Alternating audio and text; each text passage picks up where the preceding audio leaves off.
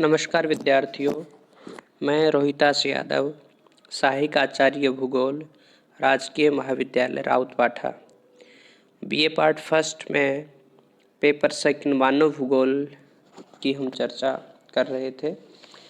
आज मानव भूगोल का बहुत ही महत्वपूर्ण टॉपिक मानव भूगोल के मूल सिद्धांत या मूलभूत सिद्धांत fundamental principles of human geography के बारे में हम विस्तार से चर्चा करेंगे। जैसा कि आपको बताया था, मानव भूगोल की वह शाखा है जिसमें मानव और मानव के क्रियाकलापों का अध्ययन किया जाता है।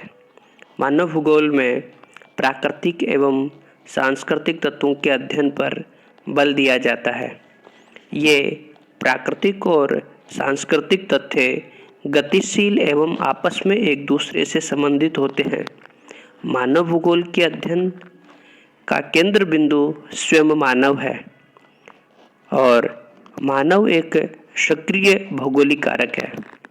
मानव विभिन्न प्राकृतिक कारकों से प्रभावित होता है तथा अपनी विभिन्न सांस्कृतिक क्रियाओं द्वारा प्राकृतिक तत्वों को भी प्रभावित करता है। इन आपसी क्रियाओं के द्वारा मनुष्य वातावरण के कारकों के साथ समायोजन स्थापित करता है। आरंभ में फ्रांसीसी भूगोलवेताओं द्वारा प्रतिपादित सिद्धांतों को वर्तमान में मान्यता मिल गई है। मानव भूगोल के हम सिद्धांतों की बात करें तो मानव भूगोल में 3 सिद्धांतों का अध्ययन पर अधिक बल दिया जाता है।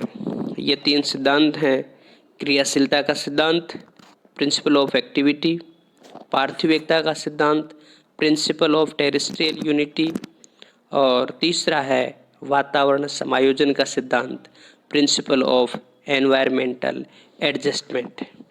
आज इन तीनों में से सबसे पहला सिद्धांत क्रियाशीलता का सिद्धांत, प्रिंसिपल ऑफ एक्टिविटी या परिवर्तनशीलता का सिद्धांत भी कहते हैं इसे, इसकी हम विस्तार से चर्चा करेंगे। आप पीपीटी देख रहे हैं, क्रियाशीलता या परिवर्तन का सिद्धांत, प्रिंसिपल ऑफ एक्टिविटी। क्रियाशीलता का सिद्धांत, क्रियाशीलता के सिद्धांत की मुख्य बात यह है कि पृथ्वी के धरातल पर पाई जाने वाली प्रत्येक वस्तु, चाहे वो प्राकृतिक हो चाहे वो कृत्रिम हो, वो क्रियाशील है। कोई भी वस्तु जब अक्रियाशील हो जाती है तो इसका मतलब है वो डेड हो चुकी है, वो खत्म हो चुकी है। मानव स्वयं भी जब तक वो मृत या डेड नहीं हो जाता है तब तक वो क्रियाशील रहता है। जीन ब्रून्स ने क्रियाशीलता सिद्धांत के संबंध में कहा है कि प्रत्येक वस्तु या तो बढ़ रही है या घट रही है। वास्तव में कुछ भी गति रहित या स्थायी नहीं है, क्योंकि भूगोल के भौतिक एवं मानवीय तथ्य निरंतर परिवर्तनशील दृष्टि से उनका अध्ययन किया जाना चाहिए। तो इस तरह से पृथ्वी की प्रत्येक वस्तु है वो क्रियाशील है, परिवर्तनशील है। परिवर्तन प्रकृति का नियम है। प्रकृति हर क्षण बदलती जाती है, परिवर्तित होती जाती है। प्रकृति में इस परिवर्तन के लिए अनेक कारक जिम्मेदार हैं। अब हम कुछ कारकों की यहाँ पे चर्चा करेंगे जो प्रकृति में हर पल परिवर्तन लाते रहते हैं। इन कारकों को हम मुख्य रूप से 3 भागों में बांटते हैं: भौतिक कारक, जैविक कारक और मानवीय कारक, या फिर ऐसा कहा जा सकता है भौतिक शक्तियाँ, फिजिकल फोर्सेस, बायोलॉजिकल फोर्सेस और ह्यूमन फोर्सेस। अब हम सबसे पहले भौतिक फोर्सेस की चर्चा करें तो इन्हें पुनः 4 भागों में बांटा जाता है: पृथ्वी के गृहीय संबंध, planetary relations of the earth, पृथ्वी की आंतरिक शक्तियाँ, एंडोजेनेटिक फोर्सेस ऑफ अर्थ, सौर शक्ति इंसुलेशन और लास्ट है गुरुत्वाकर्षण शक्ति, ग्रेविटेशनल फोर्सेस। अब हम सबसे पहले पृथ्वी के घरीय संबंध क्या हैं, इसमें कौन कौन सी शक्तियों का अध्ययन किया जाता है, इसके बारे में हम देखेंगे। पृथ्वी के घरीय संबंध का मतलब है कि पृथ्वी एक ग्रह है और अन्य ग्रहों के समान पृथ्वी ग्रह भी सूर्य के चारों तरफ चक्कर लगाता है। ये सौर परिवार का एक सदस्य है पृथ्वी भी। सौर परिवार के 8 ग्रहों की तरह पृथ्वी भी एक ग्रह है जो अपने एक्स के चारों ओर घूमने के साथ साथ सूर्य के चारों ओर भी परिक्रमा लगाता है, रिवोल्यूशन करता है, परिक्रमण करता है, जिसके कारण पृथ्वी पर दिन रात का होना, ऋतु परिवर्तन होना आदि क्रियाएं होती रहती हैं।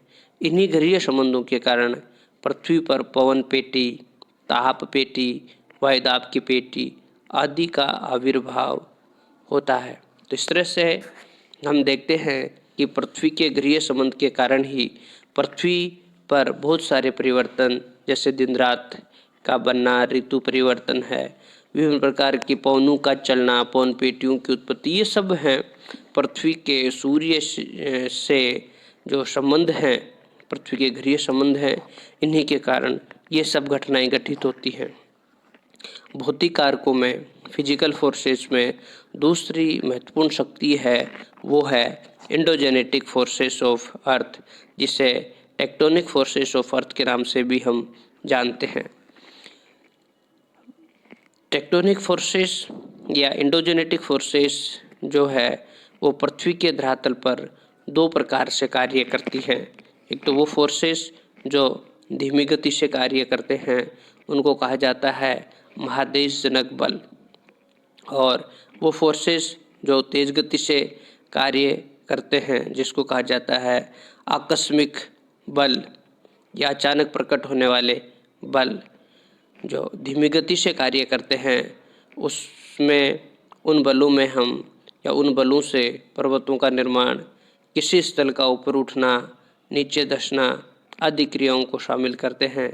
ये सभी कार्य हर पल क्रियाशील रहते हैं, लेकिन इनके परिणाम हैं वो हजारों लाखों वर्षों के बाद प्रकट होते हैं। दूसरी तरफ जो आकस्मिक जो बल हैं जिसमें मुख्य रूप से ज्वालामुखी और भूकंप को शामिल किया जाता है,